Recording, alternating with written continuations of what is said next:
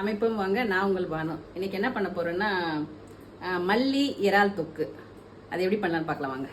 Main இதுக்கு ஒரு கைப்பிடி கொத்தமல்லி, ஒரு துண்டு இஞ்சி, ஒரு 10 பல்லு பூண்டு, பச்சை மிளகாய் 4 எடுத்திருக்கேன்.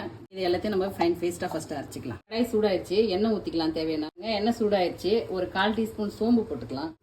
சோம்பு பொரிஞ்சிருச்சு, நல்லா கறிவேப்பிலை போட்டுக்கலாம். இறா வாஷ் பண்ணி வச்சுருக்கேன், அதை போட்டுடலாம். போட்டு நல்லா வதக்கிக்கலாம். இதுக்கு ஒரு பிஞ்சு மஞ்சள் தூள் போட்டுக்கலாம். இறா வந்து நல்லா வதங்கிருக்கோம், நல்லா சுருண்டு.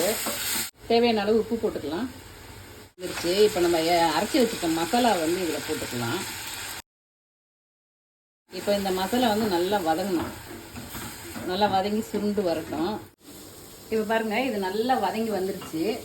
இந்த ஸ்டேஜில் வந்து நம்ம ஒரு பாதி லெமனை வந்து இதில் புழிஞ்சிக்கலாம். இப்போ பாருங்கள், நம்ம மல்லி இறால் தொக்கு ரெடி ஆயிடுச்சு.